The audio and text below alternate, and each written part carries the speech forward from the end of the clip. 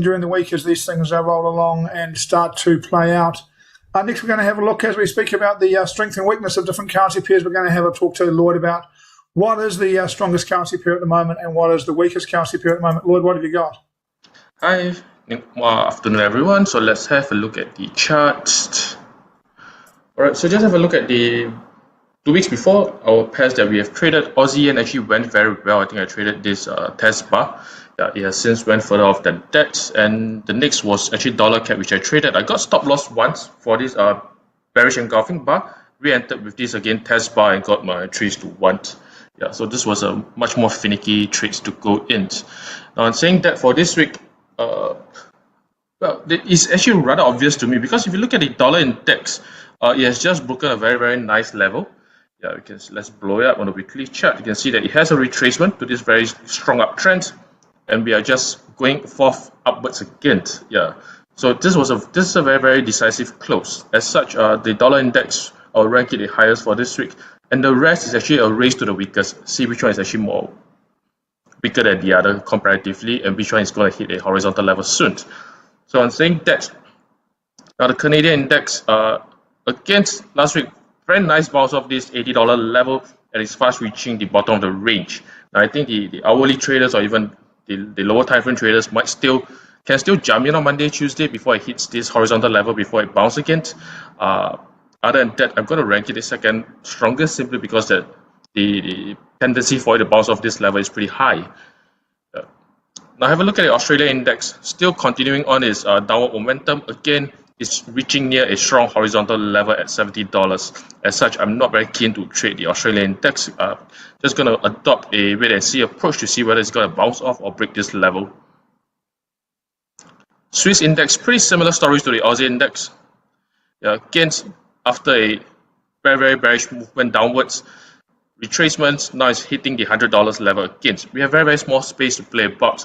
As such, same as the Aussie index, wait and see approach whether it's going to bounce or break. That will determine whether I can actually enter.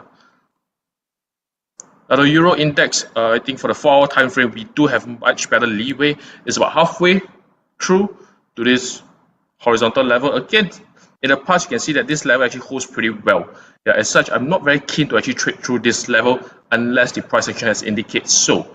Yeah, but I'm saying that if you're in a position or if in the 1-hour time frame we do Monday or Tuesday give us some retracement to the downside, we still can aim for an easy 2:1 or 3:1 before I hit this level. Yeah, but for the higher time frame, I'll rather stay out of it.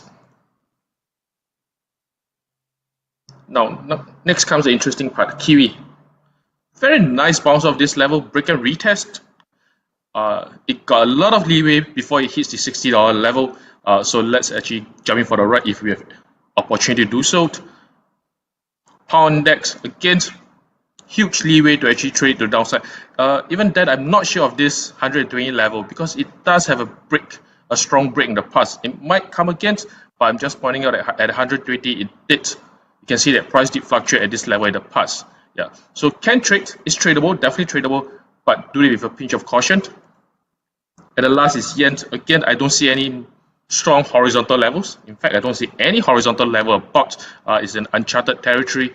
So let's jump in the fund while it still lasts. Yeah, so as such for this week, yen is going to be my weakest pair, followed by pound and then kiwi. So we can actually trade the strongest against the weakest dollar yen. You can see that on a 4-hour chart, we do have consolidation. I'm just simply waiting for a break and retest, and I'm going to jump in and to long this pair. And the other pair that I'm going to trade it is actually pound cat. I can extend this horizontal level. You can see that price bounced about this level in the past. So again, same play, break and retest, and then I'll be shorting it. My color is wrong, should be red. Yeah. So keep a look out for dollar yen and pound cat. Should be interesting play coming up. That's all for me, Paul.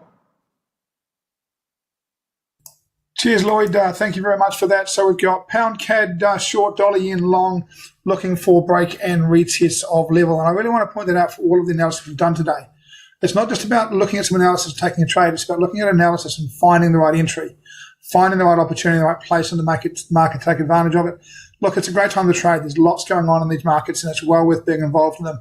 But it really takes patience to find the best trades and make the most money. It's always the same story. It never changes. Look, we'll be back next Sunday with another 2 or 3 traders from the senior traders faction squad having a look at the markets for today for to Ash on data, Alexis on fundamentals, and for Lloyd's on currency strength matrix. Thank you very much for joining us, and for all of you that have joined us in the room, plus on YouTube, Facebook, Twitter. Thank you for joining us as well. We'll see you back next week.